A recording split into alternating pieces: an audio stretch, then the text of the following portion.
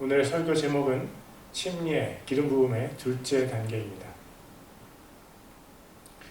우리는 지난 시간에 회개, 기름 부음의 첫 단계라는 제목의 설교를 통해서 하나님의 은혜를 생각해 보았습니다. 오늘은 기름 부음의 두 번째 단계인 침례에 대해서 생각해 보고자 합니다. 사도행전 2장 38절입니다. 이에 베드로가 그들에게 이르되 회개하고 너희 각 사람이 예수 그리스도의 이름으로 침례를 받아 죄들의 사면을 얻으라. 그리하면 너희가 성령님을 선물로 받으리니. 베드로는 우리가 성령님으로 기름을 받기 위해 먼저 회개하라고 선포했습니다. 회개가 없이는 아무도 하나님을 만날 수 없습니다.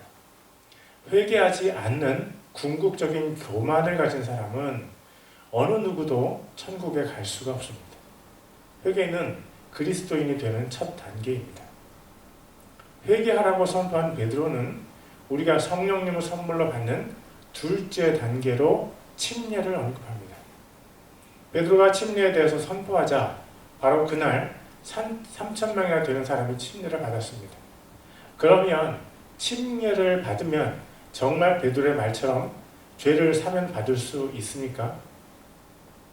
흰 옷을 입고 물속에 잠겼다가 나오는 것으로 우리의 죄가 용서받는다는 것이 사실입니까? 저는 그렇게 생각하지 않습니다. 침례식 자체는 사람의 죄를 용서할 수 없습니다. 그렇다면 베드로는 왜 죄를 용서받는 전제로 침례를 얘기한 것입니까? 베드로가 침례를 언급한 것은 이미 베드로의 설교 중에 선포된 침례의 정신을 갖춘다는 의미에서 한 것입니다. 침례의 모든 정신을 갖추는 것이죠. 무엇이 침례의 정신이 됩니까? 우리는 침례를 받을 때 먼저 자기 죄를 회개하고 두 번째로 예수님을 자신의 주와 하나님으로 인정합니다. 만약 어떤 사람이 자기의 죄를 회개하고 예수님을 자신의 주와 하나님으로 정말로 인정한다면 그 사람은 자신의 죄를 분명하게 용서받습니다. 문제는 우리 중 어떤 사람이 자신의 감정적인 바램을 충족시키고자 침례를 받을 때 일어납니다. 또는 어떤 사람은 자신의 체면 때문에 침례를 받기도 합니다. 어느 누구든 예수님을 자신의 주님으로 또 하나님으로 인정하지 않고 침례를 받으면 그 침례는 무효입니다. 아니, 그 침례는 하나님을 향한 모독입니다. 예수님을 믿지 않으면서, 진짜로 믿지 않으면서 믿는다고 고백하고 침례를 받는 것은 하나님께서 보실 때 역겨운 일입니다. 사랑하는 주의 성도님들, 침례를 받기 전에 여러분의 신앙 고백을 점검해 보는 것이 여러분 자신에게 여러모로 도움이 됩니다. 먼저 여러분은 가짜 침례가 아닌 진짜 침례를 받을 수 있습니다. 또 여러분의 신앙생활을 보다 일찍 시작할 수 있습니다. 그리고 다른 사람들 중에 그런 사람들 중에 소수는 침례식을 통해서 성령님의 터치를 경험하기도 합니다. 그렇다면 침례식의 정신, 즉 예수님을 믿는 것은 무엇을 말하는 것입니까? 그것은 베드로의 표현을 빌리자면 두 가지를 인정하는 것입니다. 사도행전 2장 36절입니다. 그런즉 이스라엘에 온 집은 확실히 알지니 너희가 십자가에 못 박은 그 동일한 예수님을 하나님께서 주와 그리스도로 삼으셨느니라 하니라. 예수님을 믿는다는 것은 베드로를 통해 주신 성령의 음성에 따르면 두 가지 면이 있습니다. 첫째는 우리가 예수님을 그리스도로 인정하는 것입니다. 둘째는 우리가 예수님을 주님으로 믿는다는 것입니다. 먼저 우리가 예수님을 그리스도로 인정하는 것에 대해서 알아보겠습니다. 예수님은 우리의 그리스도이십니다. 그리스도의 원래 뜻은 기름 부음을 받은 자입니다. 기름 부음을 받는 자가 왜 그리스도가 되는 것입니까? 구약 성경에 보면 기름 부음을 받는 세 가지 직분들이 나옵니다. 그것들은 왕, 선지자, 제사장입니다. 특별히 선택을 받아서 하나님으로부터 세워지는 이 세 가지 직분자들에게 기름이 부어졌습니다. 그리고 이 세 가지 직분자들이 신약 성경에 와서 직분들이 신약 성경에 와서 예수님에 의해서 모두 성취되었습니다. 예수님께서는 우리의 왕이시고 선지자이시고 대제사장이 되셨습니다. 기름 부음을 받은 세 가지 직분이 예수님에 의해서 모두 성취되었기 때문에 예수님은 그리스도이십니다. 그렇다면 예수님은 언제 기름 부음을 받으셨습니까? 그것은 바로 사도행전 10장 38절에 나와 있습니다. 하나님께서 나사렛 예수님께 성령과 권능으로 기름을 부으심에 그분께서 두루 다니시며 선을 행하시고 마귀에게 억눌린 모든 사람을 고치셨으니 이는 하나님께서 그분과 함께 하셨기 때문이라. 우리는 언제 하나님께서 예수님께 성령님과 권능으로 기름을 부으셨는지는 보지 못했습니다. 그러나 침례 요한은 분명히 예수님께서 성령님으로 기름 부음을 받으시는 장면을 보았습니다. 요한복음 2장 32절입니다. 요한이 또 증언하여 이르되 내가 보매 성령께서 비둘기같이 하늘로부터 내려오사 그분 위에 머물렀더라.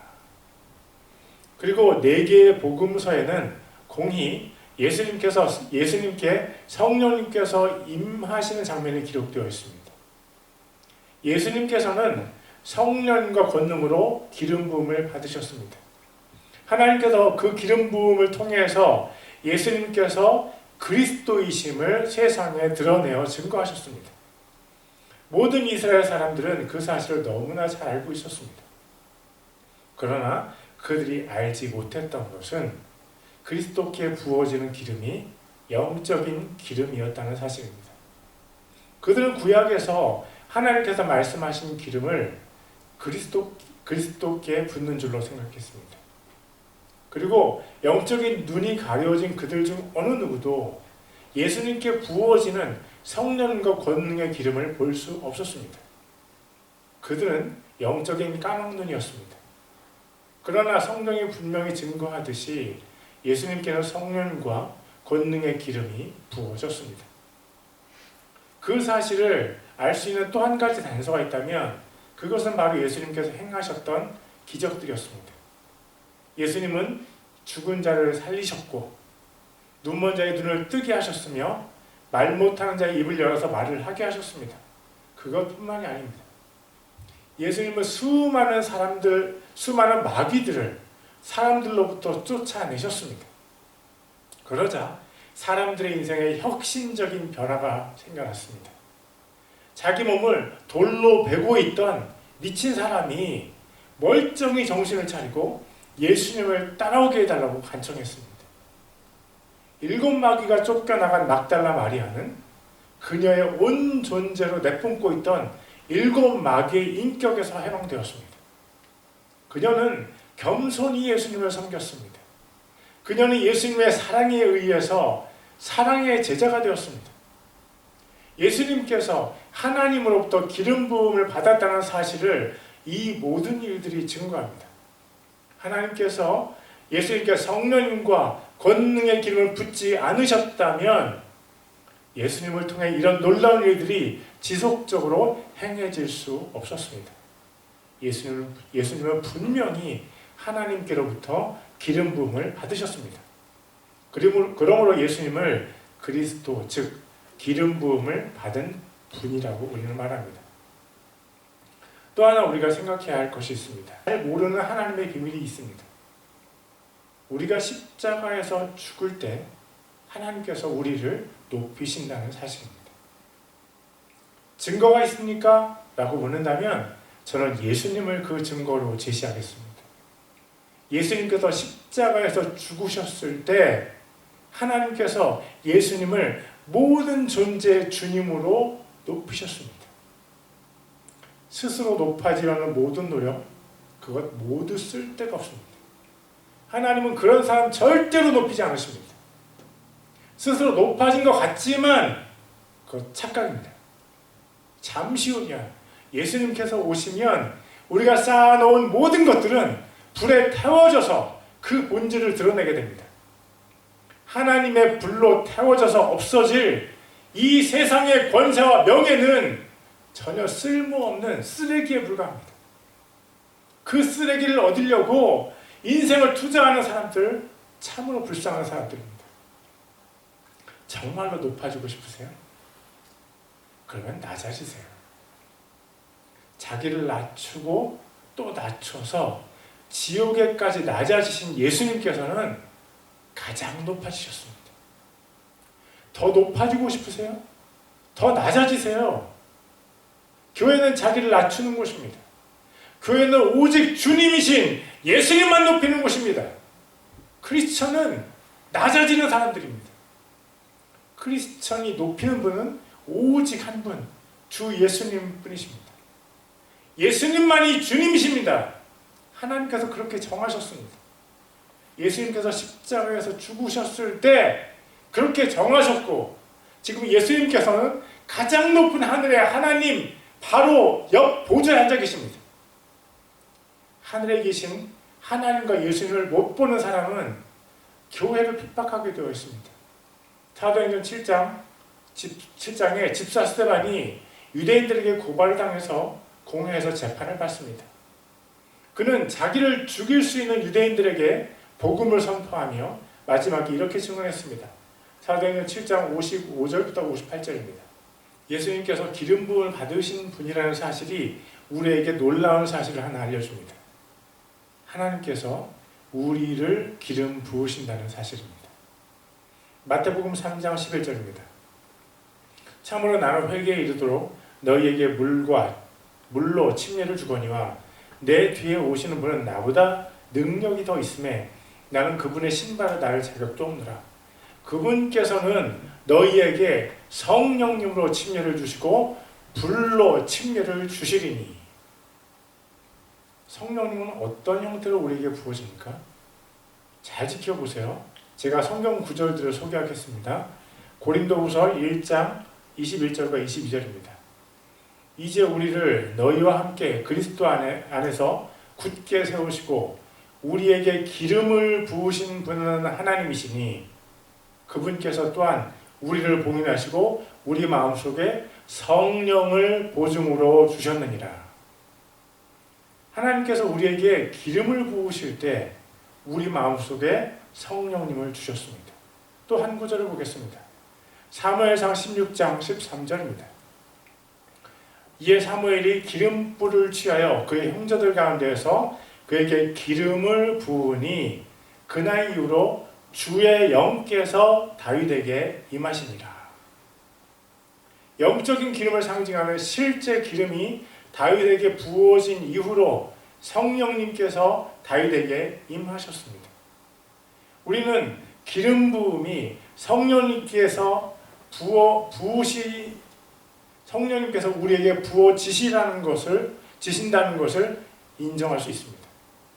기름 부음 받은 분 그리스도께서 우리에게 성령님과 불로 침례를 주십니다. 그분은 우리에게 어떤 형태로 성령님과 불의 침례를 주시겠습니까? 하나님께서 기름 부음의 형태로 하나님께로부터 기름 부음의 형태로 성령과 권능을 받으신 그리스도께서 우리에게 성령과 불로 침례를 주실 때 바로 기름의 형태로 그것들이 우리에게 부어집니다. 우리가 물로 침례를 받을 때 우리는 예수님께서 그리스도이시라는 사실을 인정합니다. 이 말은 예수님께서 하나님으로부터 기름 부음을 받으셨고 우리에게 기름을 부으시는 분이시라는 것을 인정하는 것입니다.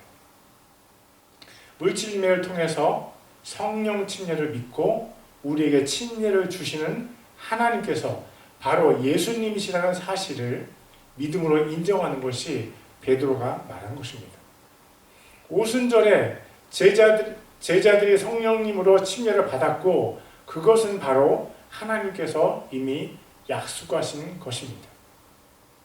베드로가 얘기합니다. 당신들이 제자들의 입술을 통해서 여러 가지 방언을 들은 것은 성령님의 임재 표시이다. 이것은 예수님께서 그리스도 즉 기름 부음 받은 분이시기 때문에 가능한 것이다. 예수님을 믿는 모든 사람은 우리처럼 성령님으로 기름 부음을 받을 것이다. 이것이 바로 베드로가 사람들에게 한 말이었습니다. 성령님을 머리로만 이해하고 논리로만 판단하는 사람은 참으로 불쌍한 사람입니다. 한국의 그 유명한 김밥을 먹어보지 못하고 머리로만 이해하는 사람과 똑같습니다. 예수님의 이름으로 받는 침례는 바로 성령님으로 기름 부음 받는 것과 연결되고 그것이 바로 크리스천의 삶의 시작입니다. 크리스천이라는 말은 무슨 뜻입니까? 여러분은 그 의미를 알고 있습니까? 이 단어는 신약 성경을 기록한 고대 그리스어에서 왔습니다. 신약 성경을 기록한 고대 그리스어의 단어 사전이 있는데 그 사전의 이름은 스트롱 사전입니다. 스트롱 사전. 그 스트롱 사전에는 총 5,624개의 고대 그리스어 단어들이 순서대로 나열되어 있습니다. 스트롱 사전에 5,545번째 단어 크리스마의 뜻은 기름 부음입니다. 그 다음 단어는 5,546번인데 크리스티아노스이고 뜻은 크리스천입니다. 5,547번은 크리스토스, 즉 그리스도이고 뜻은 기름 부음을 받은 자입니다. 이 단어의 다음 단어는 5,548번인데 크리오이고 그 뜻은 기름 붓다입니다.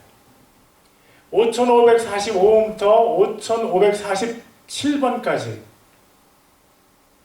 5,548번까지 모두 기름 부음에 관련된 단어입니다. 기름 부음, 크리스천, 기름 부음을 받은 자, 기름을 붓다. 다시 합니다. One more time. Anointing, 기름 부음, Christian, 기름 부음을 받은 자, the anointed one, 기름을 붓다, to anoint. 여러분들 생각에는 크리스찬이라는 단어는 무슨 뜻이라고 생각합니까? 저는 이렇게 생각합니다. 크리스찬은 그리스도님으로부터 기름 부음을 받는 사람들입니다. 침례 요한이 이렇게 고백했습니다. 마태복음 3장 11절입니다. 참으로 나는 회개에 이르도록 너희에게 물로 침례를 주거니와 내 뒤에 오시는 분은 나보다 능력이 더 있으심에 나는 그분의 신발에 나를 자격도 없노라. 그분께서는 너희에게 성령님으로 침례를 주시고 불로 침례를 주시리니, 예수님께서 성령님과 불로 침례를 주시리니 라는 이 말은 바로 예수님께서 우리에게 기름을 부으실 것이라는 말입니다. 이사야서 61장 1절을 읽겠습니다. 주 하나님의 영께서 내게 임하셨으니 이는 주께서 내게 기름을 부으사 온유한 자들에게 좋은 소식을 선포하게 하셨기 때문이라. 크리스천은 기름 부으심을 받으신 그리스도 예수님께로부터 기름 부음을 받아서 복음을 전하는 사람들입니다. 교회는 크리스천들이 모인 곳이고 그리스도 예수님께로부터 기름 부음을 받아서 복음을 전하는 곳입니다. 우리는 크리스천들입니다. 만약 우리가 복음을 전하지 않는다면 그것은 둘 중 하나일 것입니다. 우리가 아직 예수님을 믿지 않거나 또는 예수님을 믿었지만 아직 성령님으로 기름 부음을 받지 않은 것입니다.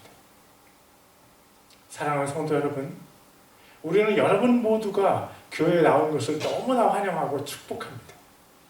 그러나 교회에 나온 우리들은 이 사실을 분명히 알아야 합니다. 우리는 예수님께서 그리스도이심을 알아야 합니다. 우리는 예수님께서 성령님으로 기름을 부으시는 분이시라는 사실을 알아야 합니다. 하나님께서 예수님을 그리스도로 우리 위에 세우셨습니다. 사도행전 2장 36절입니다. 그런즉 이스라엘에 온 집은 확실히 알지니 너희가 십자가에 못 박은 그 동일한 예수님을 하나님께서 주와 그리스도로 삼으셨느니라 하니라. 우리 모두 예수님께서 우리의 그리스도이심을 확실하게 압시다. 예수님께서 우리에게 성령과 불로 기름을 부으실 때 우리는 예수님께서 그리스도이심을 확실하게 알게 될 것입니다. 예수님은 기름 부음을 받은 자 그리스도이십니다. 그리고 하나님께서는 예수님을 주로 세우셨습니다. 우리가 물침례를 받을 때 우리가 인정하고 우리의 마음뿐만 아니라 침례식에 참석한 증인들과 하나님 앞에서 확실하게 고백해야 하는 것이 바로 이것입니다. 예수님께서는 우리의 주이십니다. 하나님께서 언제 예수님을 우리의 주님으로 세우셨습니까? 빌립보서 2장 9절에서 11절까지입니다. 그러므로 하나님께서도 그분을 높이 올리시고 모든 이름 위에 있는 이름을 그분에게 주사 하늘에 있는 것들과 땅에 있는 것들과 땅 아래에 있는 것들의 모든 무릎이 예수라는 이름에 굴복하게 하시고 또 모든 혀가 예수 그리스도는 주시라고 시인하여 하나님 아버지께 영광을 돌리게 하셨느니라. 모든 혀가 예수 그리스도는 주시라고 시인하여 라고 분명하게 적은 이 구절들은 그러므로라는 단어로 시작합니다. 모든 혀가 예수 그리스도는 주시라고 시인하게 된 이유가 바로 전 구절에 나오기 때문입니다. 빌립보서 2장 8절입니다. 사람의 모양으로 나타나사 자기를 낮추시고 죽기까지 순종하셨으니 곧 십자가의 죽음이라. 예수님께서 모든 사람과 모든 천사와 모든 존재의 주님이 되신 때는 바로 예수님께서 십자가에서 죽으셨을 때입니다.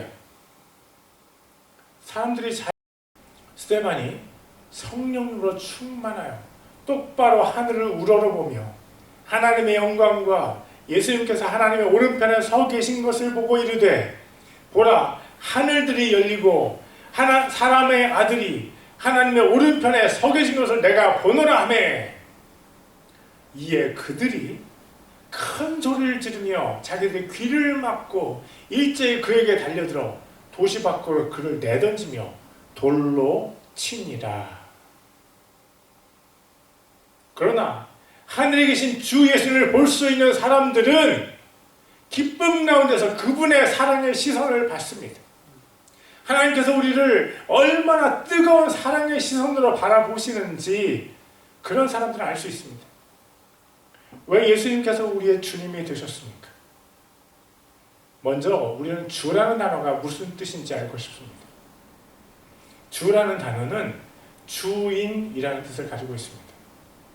예수님을 주라고 고백한다는 것은 예수님이 우리 삶의 주인이시라는 것, 생명의 주인, 인생의 주인이시라는 것을 고백하는 것입니다. 우리에게 자신의 생명을 주신 성자 하나님은 우리의 주님이 되실 충분한 자격이 있습니다. 죄인인 우리를 살리기 위해서 우리에게 당한 모든 정죄를 빼앗아 가신 예수님은 분명한 우리의 주님이십니다. 우리를 위해 모든 저주와 부끄러움과 고난을 대신당하신 예수님은 분명히 우리의 주님이십니다. 그래서 물침례를 받은 사람들은 침례 이전과 이후가 확연히 달라야 정사합니다. 침례 이전에 세상에서 지었던 모든 죄를 침례 이후에는 완전히 중단해야 합니다. 침례 이전에 다른 사람 앞에서 자신을 높이는 교만한 사람이 침례를 받았다면 겸손해져야 됩니다. 침례 이전에 예수님을 위해서 아무것도 안 했던 사람이 침례 이후에는 예수님을 몸으로 섬기기 시작해야 합니다. 침례 이전에 하나님께 헌금을 드리지 못했던 사람은 침례 이후에 헌금 생활에 충실해져야 됩니다. 저는 침례를 통해서 여러분의 삶을 속박하고 싶어서 이런 말을 하는 것 아닙니다. 물침례의 진정한 의미를 여러분에게 알려주려는 것입니다. 자기 자신을 살펴서 그렇게 할 준비가 아직 안 되었다면 침례를 나중에 받아도 됩니다. 그러나 그런 준비가 안 되었는데도 침례를 받는 것은 추천하지 않습니다. 자신이 예수님을 진정으로 주님으로 섬길 준비가 된 사람이 받는 것이 침례입니다. 우리도 이렇게 고백할 때가 많이 있습니다. 누가복음 22장 33절입니다. 그가 그분께 이르되 주여 내가 주와 함께 감옥에도 죽는 데에도 갈 각오가 되어 있나이다 하매 예수님을 주님이라고 고백하면서 예수님을 위해서 죽겠다고 고백했던 베드로는 이 말을 한 바로 그날 예수님을 모른다고 3번이나 부인했습니다. 어쩌면 그의 고백이 우리의 고백인지도 모르겠습니다. 이렇게 부끄러운 고백을 했던 그가 이런 고백을 했다는 것은 참으로 놀랍습니다. 그것도 예수님을 십자가에 못 박으라고 난동을 부렸던 바로 그들에게 말입니다. 사도행전 2장 36절입니다. 그런즉 이스라엘의 온 집은 확실히 알지니 너희가 십자가에 못 박은 그 동일한 예수님을 하나님께서 주와 그리스도로 삼으셨느니라. 베드로의 이런 변화는 오직 단 한 가지 요소로 인한 것이었습니다. 사도행전 2장 1절부터 3절까지입니다. 오순절 날이 충만히 임하였을 때 그들이 다 한 마음이 되어 한 곳에 있더라. 갑자기 하늘로부터 급하고 강한 바람소리 같은 소리가 나고 그들이 앉아있던 온 집안에 그것이 가득하며 또 불에 혀같이 갈라진 것들이 그들에게 나타나 그들 각 사람 위에 앉더라. 어떻게 천하의 부끄러운 배신자가 예수님을 위해서 목숨을 걸고 용기 있게 복음을 선포하게 되었습니까? 어떻게 자신의 영적인 상태를 미처 깨닫지도 못했던 베드로가 단 한 번의 설교로 3,000명을 변화시키게 되었습니까? 부활하신 예수님을 만난 이후에도 자기 자신에 대해서 낙심해 있던 베드로가 어떻게 이런 담대함을 가지게 되었습니까? 답은 오직 한 가지입니다. 성령 하나님께서 그에게 임재하셨기 때문입니다. 성령님의 임재는 우리 안에서 역사하는 모든 마귀들을 내쫓으십니다. 성령님께서 우리에게 임재하시면 우리 안의 모든 쓴뿌리들이 점차적으로 뽑혀집니다. 성령님께서 우리에게 임재하시면 마귀 같았던 사람이 예수님 같은 사람으로 변화됩니다. 그리고 그전에도 예수님을 주님이라고 불렀던 베드로가 성령으로 충만하게 되니 그때부터 그는 예수님을 주님으로 섬기기 시작했습니다. 우리가 언제부터 예수님을 진정으로 주님으로 섬길 수 있습니까? 성령님께서 우리에게 임재하시기 전에도 우리는 열심히 예수님을 주님으로 섬기기 위해서 노력합니다. 그러다가 실패해서 낙심하고 또다시 예수님을 주님으로 섬기려고 시도합니다. 왜 우리의 노력이 자꾸 실패하는 것입니까? 왜 우리는 자꾸만 옛 생활로 돌아가는 것입니까? 그것은 우리가 아직 성령님으로 충만하지 않기 때문입니다. 예수님을 주님으로 섬기는 힘은 우리 자신의 힘이 아닙니다. 오직 성령님께서 권능으로 또는 불로 우리에게 임재하셨을 때 우리는 비로소 예수님을 주님으로 섬기기 시작할 수 있습니다. 왜 내 인생을 예수님의 뜻대로 하나님께 드리기가 그렇게 어렵습니까? 하나님께서 기름 부으시는 성령님의 능력이 아닌 내 자신의 능력을 의지하기 때문입니다.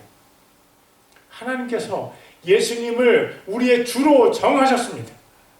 그리고 바로 그 하나님께서 우리가 예수님을 주로 섬길 수 있는 능력도 주십니다. 그 방법이 바로 성령으로 충만한 것입니다. 여러분, 성령님으로 우리를 충만하게 해달라고 하나님께 간구하세요. 원래 우리는 기름 부음과 부흥이라는 표현을 가지고 하나님 앞에 나아갈 것입니다. 부흥은 어떻게 옵니까?